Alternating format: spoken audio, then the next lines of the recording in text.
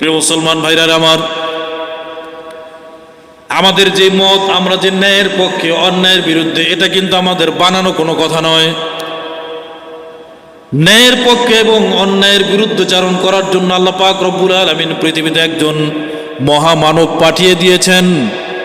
তার নাম হলো আপনার আমার নবী, বিশ্ব নবী জনাবে মুহাম্মদুর রাসূলুল্লাহ সাল্লাল্লাহু আলাইহি ওয়াসাল্লাম। তার গোটা ৬৩টা বছর জিন্দেগি সবসময় ন্যায়ের পক্ষে ছিলেন এবং অন্যায়ের বিরুদ্ধচারণ ছিলেন। সুবহানাল্লাহ। আমরা যেহেতু নবীর আদর্শকে গ্রহণ করেছি, নবীর কথাটা আমাদের কথা, নবীর আদর্শ আমাদের আদর্শ, নবীর সুন্নত আমাদের সুন্নত, আল্লাহর কোরআন আমাদের কথা, আল্লাহর বিধিনিষেধ আমাদের কথা। এই জন্য ইহুদি খ্রিস্টানরা আমাদের উপরে চড়াও হয়েছে, কারণ তারা যত অন্যায় অবিচার করে, তারা যত অন্যায় কাজ করে,